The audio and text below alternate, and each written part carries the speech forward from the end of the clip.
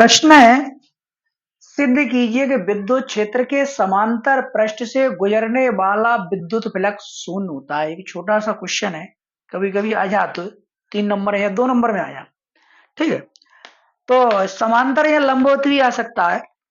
तो विद्युत क्षेत्र के समांतर पृष्ठ के लिए क्षेत्रफल और विद्युत क्षेत्र की तीव्रता के बीच 90 डिग्री का कोण बनता है समांतर के लिए।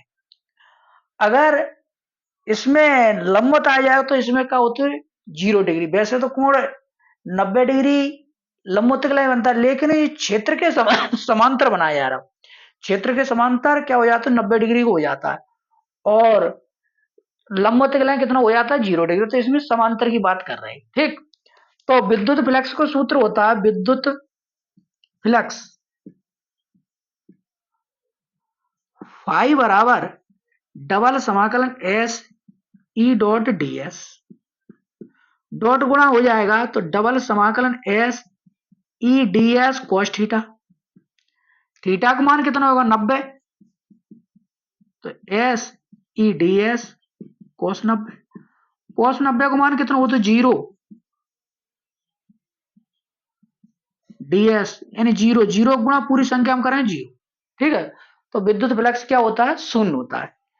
एक क्वेश्चन हो रहा है कि वायुयान के टायर रबड़ के कुछ चालक बनाए जाते हैं क्यों। जो वायुयान के टायर होते हैं तो रबड़ के होते हैं, लेकिन ये क्या होते हैं कुछ चालक होते हैं, क्योंकि जब वायुयान जब उड़ता है ऊपर तो उसपे वायु टकराती है, बादल भी टकराते हैं, तो उसपे क्या हो जाता है आवेश आ जाता, घर्षण के कारण उसपे क्या हो जाता है आवेश आ जाता वायुयान पे।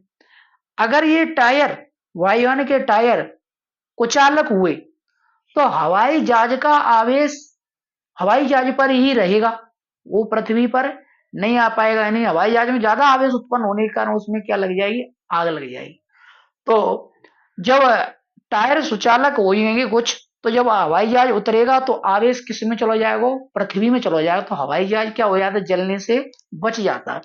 तो देखो वायुयान जब भूमि पर उतरता है, वायुयान जब भूमि पर उतरता है तो तो टायर और भूमि के मध्य घर्षण होने के कारण, जमीन पर भी घर्षण होता है और बादलों का भी घर्षण होता है, होने के कारण उसके टायर आवेशित हो जाते हैं। घर्षण के कारण टायर आवेशित हो जाते हैं।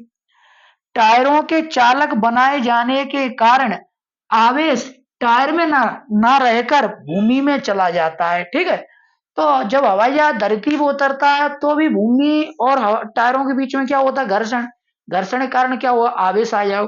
अगर ये टायर कुछ चालक हैं तो आवेश किस में चला जाओ पृथ्वी में चला जाए, तो हवाई जहाज जलने से बच जाए। और भी जब आकाश में हवाई जहाज उड़ता है तो उससे वायु और बादल टकराते तो भी हवाई जहाज आवेशित हो जाता है। तो टायर सुचालक होने के कारण जब ये पृथ्वी पर उतरता है तो आवेश किस में चला जाता है पृथ्वी में चला जाता है। ठीक, पृथ्वी में चला जाता है टायर सुचालक होने कर। तो इस तरह ये क्वेश्चन अपना खत्म होता है। ठीक है, आगे जो भी क्वेश्चन है कराएंगे। ठीक है, थैंक यू, धन्यवाद।